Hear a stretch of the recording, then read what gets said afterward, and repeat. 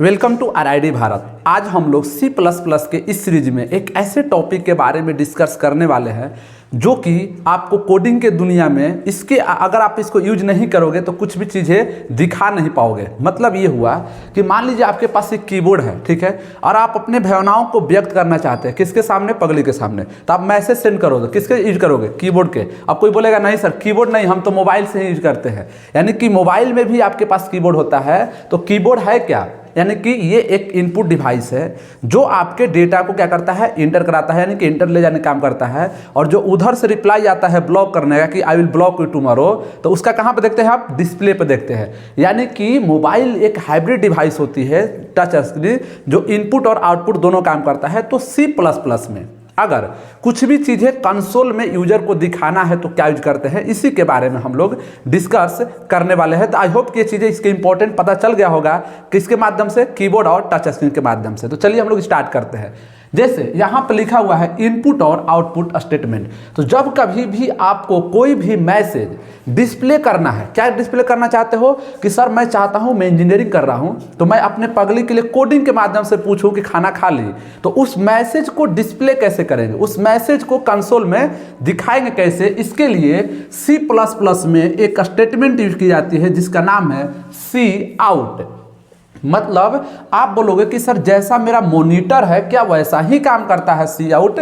तो हाँ, अब देखो अंदर समझो। C++ एक प्रोग्रामिंग लैंग्वेज है, जबकि आपका मॉनिटर एक कंप्यूटर सिस्टम का पार्ट है। तो उससे इसे हम कंपेयर नहीं कर सकते हैं, लेकिन हम समझाने का प्रयास आपको कर रहे हैं कि आउटपुट, अगर आउटपुट देखना है तो आपके पास क्या होता है, मॉनिटर होता है। उसी तरह से C++ में कोई भी मैसेज आपको डिस्प्ले करना है, ध्यान समझिएगा, डिस्प्ले करना है कहाँ पे, कंसोल पे। ये नहीं कि फ्रंट एंड पे डिस्प्ले करना है, फ्रंट एंड अलग से होती है।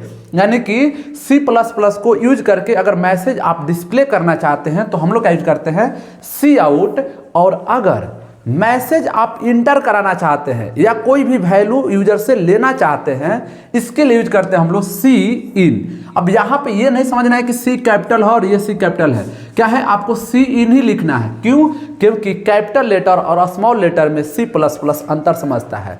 क्यों समझता है, क्योंकि प्रोग्रामिंग लैंग्वेज के सेंसिटिव प्रोग्रामिंग लैंग्वेज होता है। मतलब कि आपको कैपिटल, जिसे कैपिटल ए का मतलब आम समझेगा कंप्यूटर और स्मॉल ए का मतलब जामुन समझेगा। मतलब ये होता है कि स्मॉल लेटर और कैपिटल लेटर में हमारा प्रोग्रामिंग लैंग्वेज अंतर समझता है। इस कंसेप्ट को हम लोग क्या बोलते हैं, तो इस कंसेप्ट को बोलते हैं केस सेंसिटिव लैंग्वेज। चलिए अब इसको मैं ना प्रैक्टिकली यहाँ पे लिख दे रहा हूँ, आप लोग जैसा कोड लिख रहा हूँ अगर आप मोबाइल में भी रन करेंगे C++ ऑनलाइन कंपाइलर डाल के या कंप्यूटर में भी रन कर जाएगा। तो हम यहाँ पे चाहते हैं कि सर एक मैसेज डिस्प्ले करें, किसके लिए डिस्प्ले करें, तो मैं आप डिस्प्ले करना चाहता हूं किसी के लिए भी। तो यहां पे क्या लिखना है, सबसे पहले लिखना है इंक्लूड IO स्ट्रीम। ये क्या है, आपका हेडर फाइल है। और IO स्ट्रीम लिखा जाता है किसके लिए, इनपुट आउटपुट ऑपरेशन को मतलब कि परफॉर्म करने के लिए। इसके बाद यहाँ पर लिखना है इंट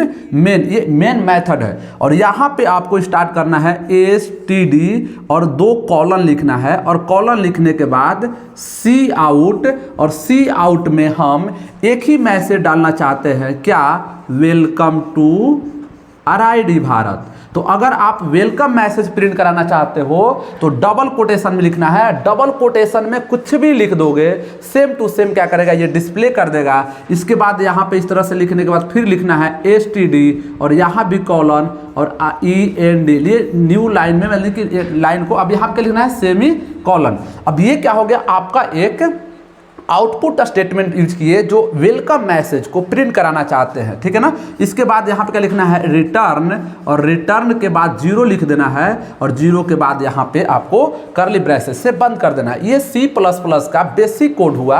और रिटर्न क्यों यूज किया जाता है, रिटर्न का यूज किया जाता है अपने ऑपरेटिंग सिस्टम को बताने के लिए कि हमारा कोड क्या हुआ, एक्सिक्यूट कर गया सक्सेसफुली। अब देखिए ये तो एक कोड हुआ, इसके अलावा एक और सिंपल कोड हुआ। देखिए यहाँ भी ये लिखना पड़ता है, यहाँ भी लिखना पड़ता है, यानी कि जितने स्टेटमेंट लिखोगे उतना लिखना पड़ेगा। तो हम चाहते हैं कि सर ये बार बार ना लिखना पड़े, तो हम लोग क्या करेंगे, तो देखिए मैं इसको इरेज कर रहा हूं और आपके पगली के लिए एक मैसेज डिस्प्ले कर रहा हूं। तो इसके लिए क्या लिखेंगे, तो देखिए आपको जाना है यहां पे, ये तो लिखना है, ध्यान समझिएगा।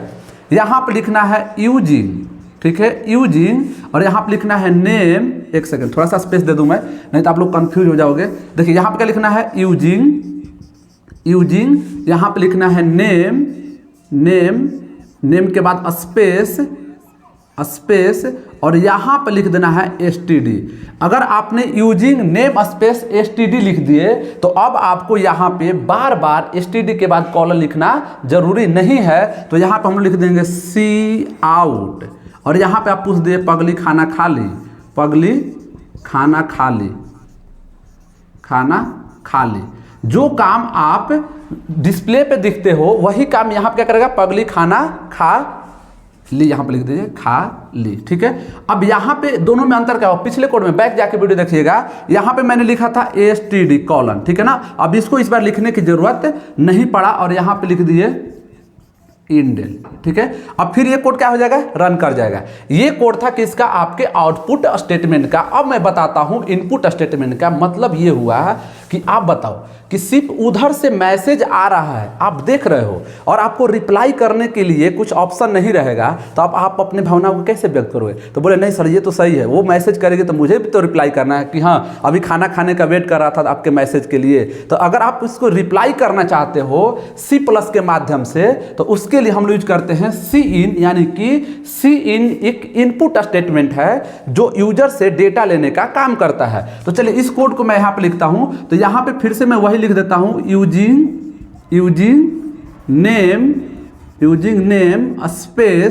नेम स्पेस और std। ठीक है, अब यहाँ पे अगर आप कुछ भी वैल्यू लेना चाहते हो तो वैल्यू को रखने का काम करता है आपका एक वेरिएबल। तो हम यहाँ पे पहले एक वेरिएबल बना देते हैं इंट और p।